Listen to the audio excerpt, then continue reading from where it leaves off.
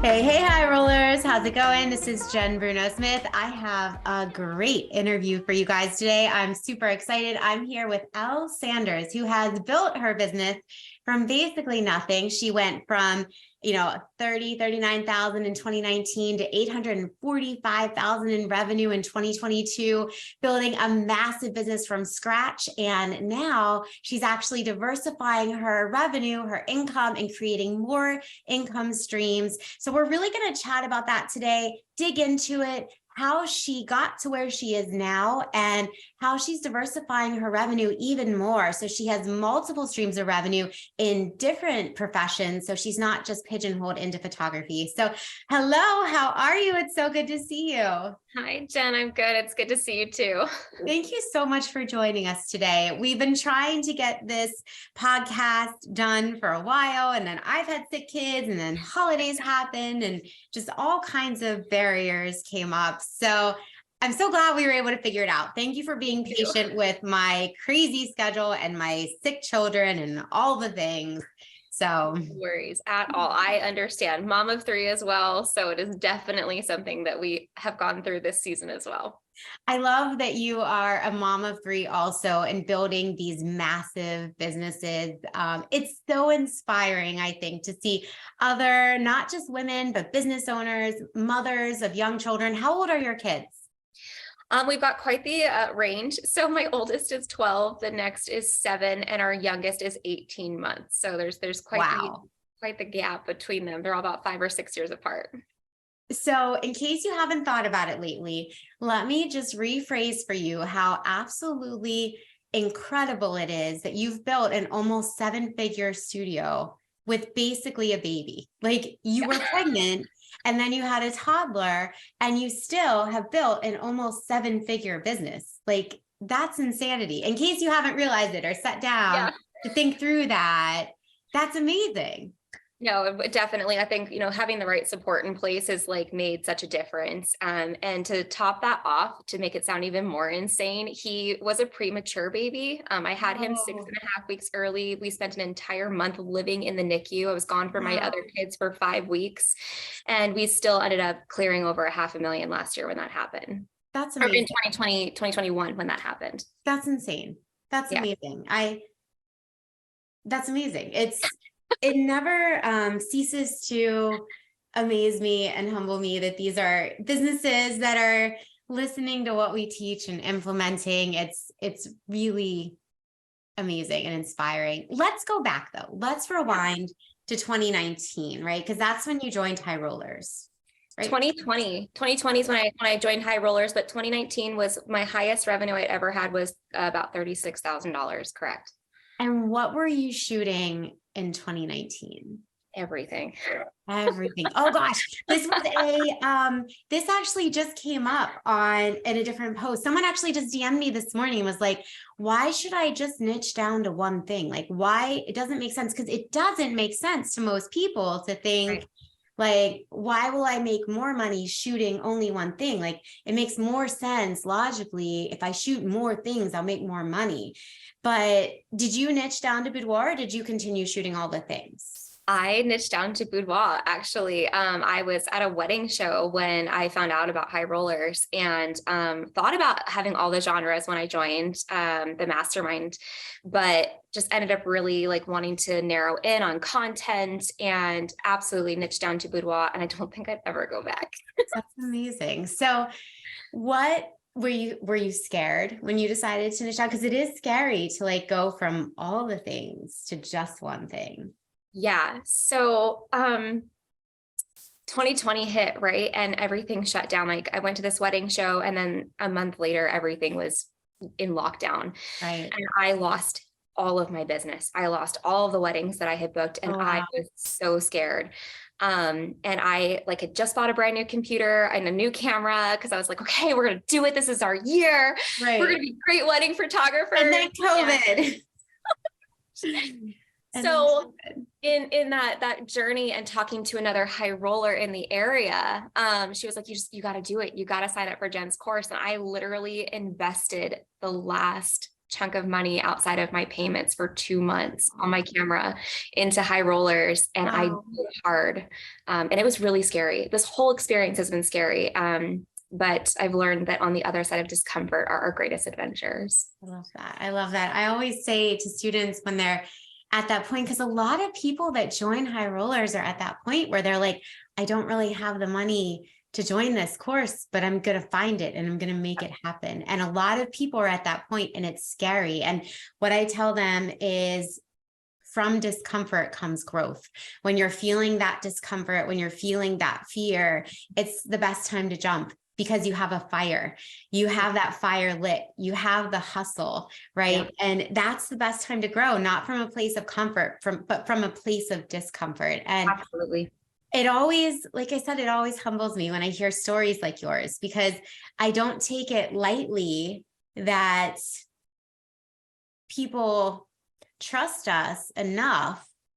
And I'm going to tear up because this is very, it's huge. It's huge that people trust us this much to invest like that. Because now that you're successful, the cost of the course is probably, that's one shoot, right? And so it's not as scary, but back then it was do or die. Yeah. Right. I got to do this or I'm not going to be able to keep my moving. So the fact that you did that, the fact that you trusted us, the fact that you made that leap is not taken lightly by myself or the team. And that in itself is the reason why we work so hard, why we work 12-hour days, because we know that that there are students in the community that, depend on this. So thank you for that. Thanks for making the leap. And because you felt that discomfort, because look, my nose is all red. Because I need some foundation or something. Good thing that people listening to the podcast can't see. But from that discomfort came growth, and I'm so happy. And the key, yes, we gave you the tools, but you implemented like a fucking boss. Like you went hard. You were like, I'm fucking doing this and I'm going to do it well. And so the fact that we gave you the tools, but you implemented them, that's the key. And that is also the biggest predictor of success. And we have talked to thousands of photographers, right? So, all right. So you joined in 2020. You were like, I got to do this. You spent your last money, which was a huge sum at that point. Yeah. And you joined the course. At what point okay, so people get very I think overwhelmed, right, with the change. So did you just go full force? Like, I'm just going to implement, I'm going to do it. Did you do bits and pieces? How did you start implementing? And what were the things that you implemented first that showed you the biggest change? That is a great question. So I did I got through about half of High Rollers. And I completely rebranded. So I shut down my old business. Wow. I opened a brand new LLC. I said, I want a fresh start. I want to do this from a clean slate. Either it works or I'm done. And we completely rebranded, completely restructured. I started everything from scratch, and I went balls to the walls. I just did everything I could, and I just hunkered down for about 3 weeks and got as much accomplished as I possibly could. I spent 16 hours a day working on getting it ready to go. And then I ran Body Love Project, actually was my first jump out there, get ads going. And I ran Body Love Project and filled my entire calendar through January. I had started in September. That's amazing. That's amazing. And so when you filled your calendar, then did you change your pricing right away? Because this is the biggest obstacle that I find with new photographers, whether they're in High Rollers or they're not, or thinking about joining. They're like, I'm doing shoot and burn. I'm selling $300 for 20 images. And I'm like, stop doing that. And they're like, I can't get past. How did you change your mindset so that you were like, all right, let's do it. Let's change the pricing. Because that's a huge obstacle for a lot of photographers. So I've seen it a lot in the group where people are like, well, I'm going to do phase 1. I'm going to do phase 2. I'm going to do phase 3. Right. And I'm like, fuck it. Go big or go home. I'm going to do exactly what Jen's doing and I'm just going to roll with it. And I said, nope, I'm not lowering the standards. I went in with the highest package pricing and I said, this is what I'm selling. And if you want it, buy it. Did you go right to phase 3? Sure did. That's awesome. So I went from making like $300 a client to like $3,700 a client. Dude, that's boss. I love that. That's amazing. And so for people listening who are not in Mastermind, my phase 3 pricing has a $12,000 collection and the middle collection is like 5,000 and the bottom collection is 3,000. So the fact that you were like, fuck it, let's just do it, go big or go home. I love that attitude. And I would venture to say that most entrepreneurs, the most successful entrepreneurs have that. Go big, go home. I'm rolling the fucking dice. Sometimes you win, sometimes you lose. I love it though. Well, and our sales average now is over $5,000 per client regularly. So like, I'll take it. I'm not going to complain about that any day of the week. Right. I love that. And so you started with phase 3 pricing. So as you've been growing and getting better at your craft, why do you think you've gone from a $3,000 sales average to over $5,000? Like, what was the difference? That's a really great question. I think it's a slight combination of things. I think that as you're saying, like honing your craft, I work in a single space. So I think I've really gotten to know my space very well and have found a way to create a variety of images in a smaller amount of time. So when I take and I show a gallery, with color and black and white conversions, I'm showing about 160 to 200 images per client. So as they're narrowing down, they're all in my top collection. And then we narrow down a second time. They're maybe in the bombshell or they're maybe in the next package down, the way that I have mine named.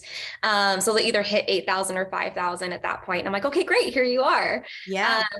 And I really listened to the psychology behind how to handle the conversations in the sales room. And I shut up. I love that. That is hard to learn too, because we want to talk, right? Like we feel like we need to fill the silence. And that's the hardest thing to learn, is to be like, okay, now you have 67 images in your yes collection. You're at bombshell. That includes blah, blah, blah, blah. And that's it. And then you just sit there and you just wait. Because then they're thinking, you're giving them. So I used to be a speech pathologist, and what that is called is processing time, and we all need it. And when you fill the silence, when you talk, you're disrupting their processing time.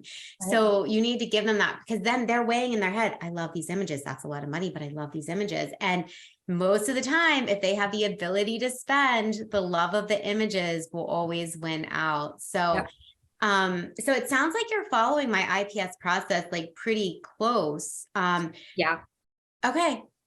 I follow it almost to a T. I think there's like certain word choices and things that I specifically use, or like descriptors of things, or I try to help them envision. And I'll be like, so like, if we're looking at wall art and they want wall art, I'll describe like, okay, well, tell me where in your room you want to put this, and they're like, I want to put it over my bed. Okay, well, if you're doing it over your bed, I would not go any smaller than this. And so I'm not talking prices, I'm talking sizes and what's going to look, smart. And so I think just like being really like visual with them, with their products, and like having them kind of be able to see it in their own mind of what it's going to be like when it's in their home, has definitely helped with like add-ons and upsells for sure.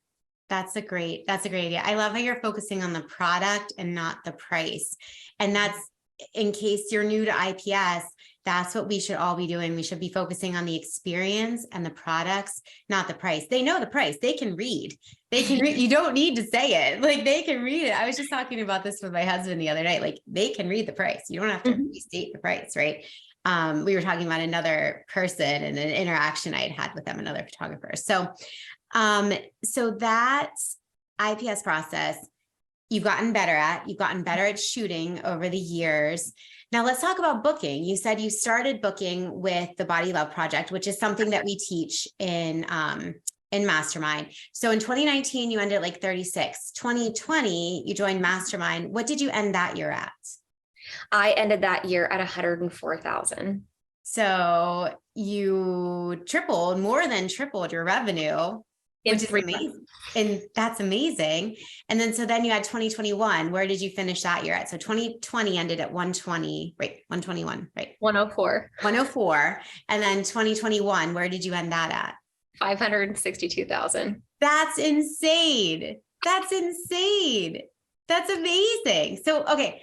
And this is while you were pregnant, right? This is while I was pregnant, spent 5 weeks in the hospital with my newborn baby, and then took like 2 extra months off for maternity leave. That's amazing. That's insane.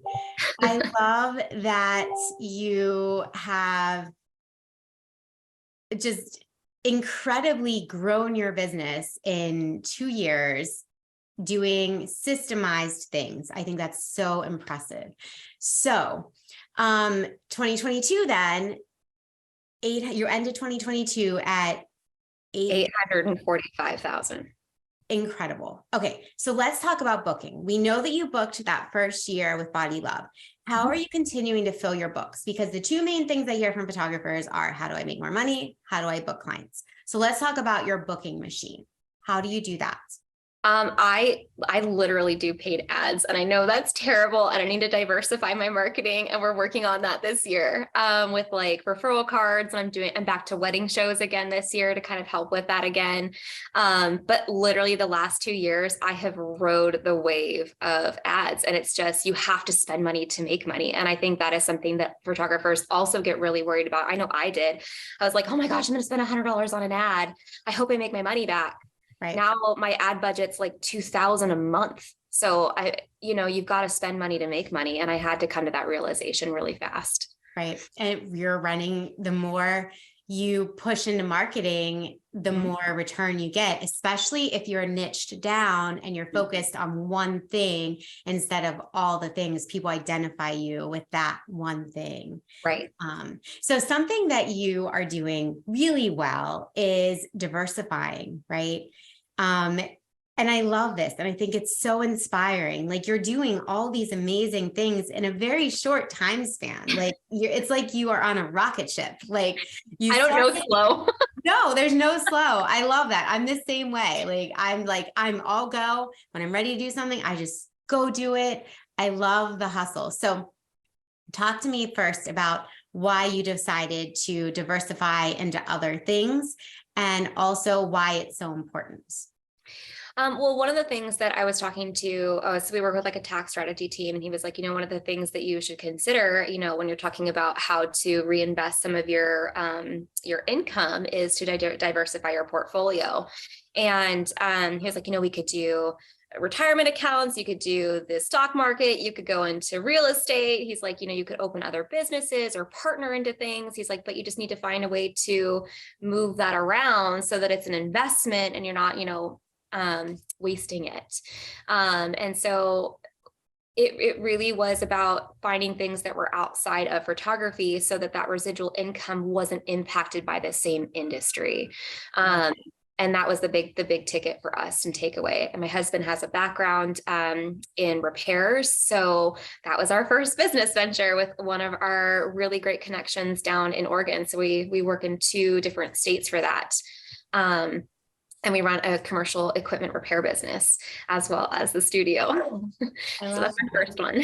I love that. And that diversification is so important. I heard you say, when something outside of the industry, it's so smart because, what if you decide to retire? What if your hands get tired? So it's good to have these other streams of income. So you did that. And then what was your next thing? The next thing that we're working on right now, because we've been watching the market for some other stuff that we're getting ready to do, but the next one is yoga teacher training. I love that. I've always loved yoga. And so one of my things is wanting to open up yoga training retreats to give me an excuse to travel the world.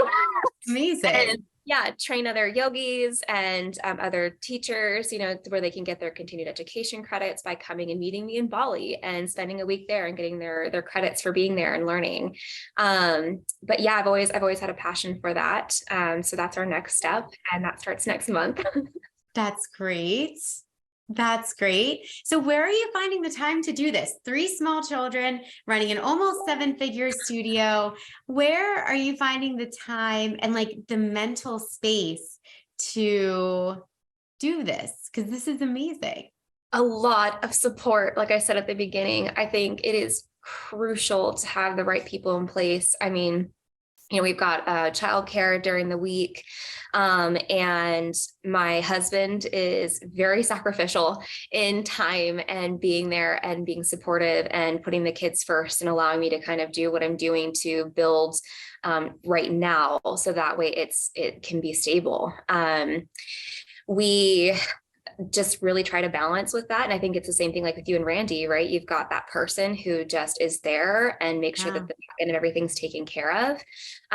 So he's kind of my rock in that. And then really just being extremely efficient with automations. And I do 2 shoots a day, so I can work with 6 clients in 3 days. 2 shoots a day. 2 shoots a day. Yes. That's amazing. And we do same day sales. Whoa. Tell me about, okay, so I know we're kind of off topic and I'm kind of bouncing around here. Tell me a typical schedule. Cause let me tell you, after one shoot, cause I shoot like 2 to 3 days a week now and I'm good. Oh shit. I forgot to turn my sound off on my phone. I'm so sorry. Sorry, podcasters. That was probably loud. This is real life though. That's what okay. But what I'm saying was, so, okay, I shoot 1 a day and I do IPS 2 weeks later and I'm tired, right? So what is your schedule? What is a typical day? How are you doing 2 shoots and same day sales? I don't know. No. Okay. That's amazing. So our first client gets here at 8:00 in the morning. They're done with hair and makeup by 9:30. We shoot from 9:30 to 10:30. I do quick edits from 10:30 to 11. And by 11 o'clock, my second shoot is here. They go into hair and makeup from 11 to 12:30. I'm also doing the sales appointment for the first client. So then by the time I'm done with the first sales appointment, we're done with hair and makeup for the second. I come in, we pick out outfits, we shoot for an hour, take a half-hour break while I edit, and then we have another hour and a half of sales. So I'm done by 4:00 in the afternoon. That's amazing. Yeah. How many sets do you shoot in an hour? I kind of combo shoot it. So like we have like a bed and a floor space. So I'll do that one. And I try to get at least 4 to 5 poses in each area there. And then we move over to like the chair and the mirror. So there's another combo set there. And that's a second outfit. So again, 4 to 5 poses per. And then we have a couch and a window, which is behind me. And again, we do 4 to 5 poses on the couch and then on the window space. So 1, 2, 3, 4, 5, 6, technically 6 sets in an hour, 3 looks. That's amazing. That's amazing. And are you shooting out of your house? Or are you shooting out of a studio? No, I have a studio. So it's a 1,200 square foot space. Again, another like just jump and do it moment where I was like, I gotta do it. So we have the studio space behind me where I shoot, and then we have our hair and makeup and dressing room area. And then we have a door right over here that leads into our gallery viewing and IPS area and our front desk. So we have the ability to separate the 2 spaces. This is so impressive. Someone watching on Facebook just said gangster efficiency. Like that's what this is. You know that, right? Like this is like being efficient to the max, like not leaving any room for error. Like, so do you have associate photographers? No. Just you? Yeah. That's amazing. I want to hire one. Yeah, it's time. It's time. It's so time. that I can diversify. If that's part of that efficiency is bringing someone in so that I can continue growing in these other areas with our diversification. That's amazing. This is so amazing to me. I don't shoot in an hour. I shoot in 2. And now I'm thinking, how can I make that less so I can go home and take a nap and eat lunch earlier? I love that. So, okay. So after you do the IPS, do you do more edits after that? Do you just, so those are just quick and dirty edits then? Yeah, it's honestly, it's lighting adjustments, making sure things are cropped and straightened. If something's a little overshadowed, I'll correct that really quick in Lightroom. And then I export them into smaller JPEG files, pop them into my gallery viewing software and put them up on the TV. And I say, hey, these are not fully edited. I need you to put your rose colored glasses on for me and know that things like skin textures bruises, scars, pimples, that kind of stuff will all be softened. So don't stress. And whatever you do end up picking and loving, that's all going to go to our editor for final retouching. And they're like, okay. That's great. I love that. That's amazing. I love what you just said. And there's been so many days where I'm like, could I do lighter edits and not send them all out and like reduce some of my costs there? But just like everyone that joins the course, I'm always like, oh, I don't want to change. What I'm doing is working. Like, I don't know. Yeah. And I really need to take my own advice and do like a trial and see how it works and see if it's good, like doing lighter edits and then like moving them into, actually only sending out for full retouching what they actually buy. Right. I've thought about that. Okay. So we kind of got off topic. We started talking about something else. I'm like bouncing around here like a squirrel. So let's go back. So we have the yoga, we have the business, the hair company. Yes. So are you starting any other ones? Do you have more on like the horizon that you're ready to go with? Yeah. So this year we've been kind of stashing to get into commercial real estate. So our lease ends here in November, and the intention is to open up a holding company, purchase a location by the middle of the summer so that we have time to renovate. And I'd like to find a space where I have the ability to have a tenant beyond the studio to bring in residual rental income. So that'll be our next little venture there. And then we've got some partnerships that we want to do in the future. My son wants to open up an allergen-friendly bakery. He's 12. We're right on the horizon for him wanting to do that. So, lots of connections and things that we've got planned in the future. And really, I think it's going to be based off of the real estate moves that we'll be able to make that happen. As a peanut allergy mama, I appreciate that because that is always, we just had a really big scare the other day. I ordered ice cream for my kids from Friendly's, and we've ordered for years DoorDash from Friendly's. They said, and we weren't home. We were working a huge bridal show, and a babysitter was here. And Friendly's had sent 3 ice creams, all with Reese's peanut butter. Reese's, what are those? Pieces. Yes. Yeah. And she literally saved my son's life because she called me and she's like, "These ice creams have Reese's Pieces on them," and I almost fell to my knees. I was like, because that could kill him. So like literally not being dramatic, it could literally kill him. So as an allergy mama, I love that idea. I think that is an amazing idea. His idea streamed because I have 5 food allergies, and every time we go out, like I can't ever guarantee that something that's there is safe for me to eat without having a reaction. And he sees that stress and that anxiety every time we try to go out somewhere to eat. He's like, "Mom, I just want you to be able to have dessert with me." And it like breaks his heart that every time they order dessert, I can't have any. And he's like, "That's just not fair." Right. So that's what inspired him.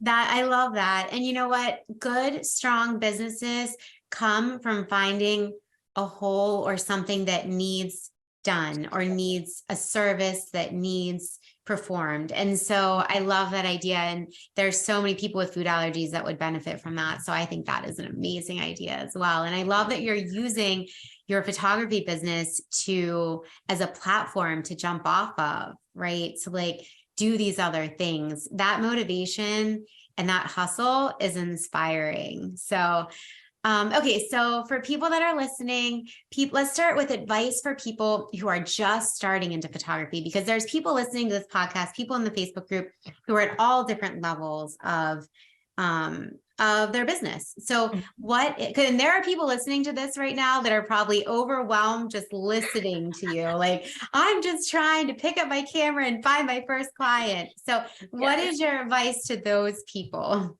If we're talking about like brand new or just picking up a camera and you're like, what do I do with this thing?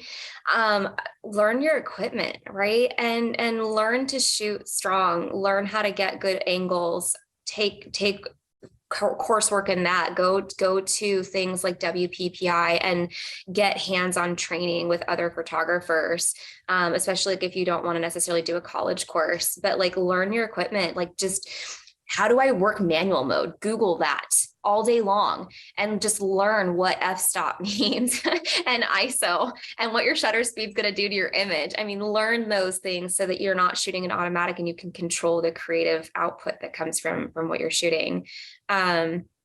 Yeah, I mean, that would be my first thing, hands-on, like know your equipment, know your angles, learn how to shoot people well.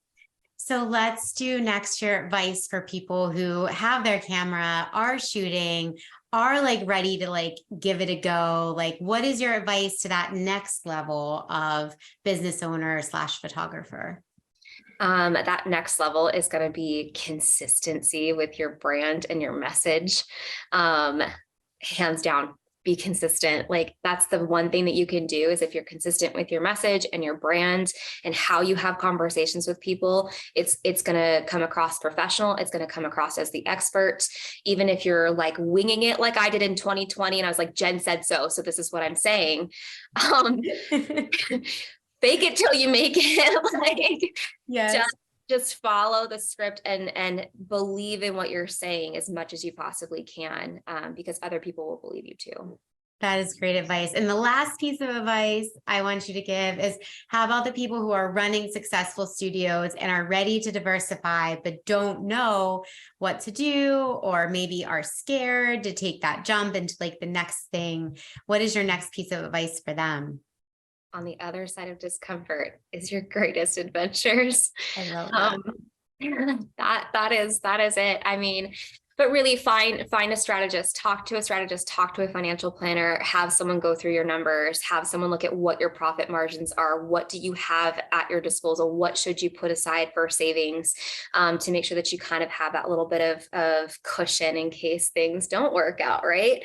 Because what's the worst thing that's going to happen? It's going to fail. You learn from that and you're going to move on. But then you have a little safety net and you're not SOL. But that would be my suggestion, is listen to your advisors, like go get those questions answered, because at the end of the day, I don't know everything I'm doing. I trust in the people that I have hired to support me and to strategize and to help me with my marketing and to help mentor me. I've trusted those processes and that advice. And that is why I am where I am today, because I've allowed those who are experts in their field to help me make those decisions versus just saying, I know everything. I love that. I say that often, like when I'm starting something new, I find someone that's really good at what they do and I listen to them, because at 43, I just had my birthday on the 7th. At 43, I know that there are things that I might never be really good at. And so that's why I need to listen to people that actually are good at those things and take their advice. And I think that is such good advice. So this has been so wonderful. After we close out the podcast, I'm going to keep Elle here with us for a little bit because there's lots of questions in the Facebook group. And if you're listening to this podcast and you want to be a part of the Facebook group, it's the High Rollers Club on Facebook. So come over to the High Rollers Club, and then I stream these live while we're recording them. So it could be actually a conversation after we're done. So for people that are listening on the podcast or listening on Facebook, how can people find you if they want to follow your work, if they want to see what you do? Where are you located? How can people find you? That's a great question. So our handle across our social medias is L Marie N Co. So N like the letter CO. And then our website is lmarieandcompany.com. We're located in Tacoma, Washington, to give you a reference point of where we're actually at for our studio. Yeah. So if people want to find you, you can go to those handles. You can also find her right in the High Rollers Club Facebook group. Thank you so much for joining us today. This was such a good podcast. It was so inspiring. It's amazing to see the growth that you've made. And I thank you again for trusting us in the beginning and jumping on board with Mastermind. We're so grateful that we have such amazing students that are willing to kind of give back and teach and inspire others. I think that that's incredible too. So if you guys have any questions and you're listening, you can drop us an email at THRCpodcast@gmail.com, THRCpodcast@gmail.com. You can find us in the High Rollers Club on Facebook or on Instagram. You can find me, Boudoir by Jennifer Smith. So until next time, High Rollers, dream big and hustle harder.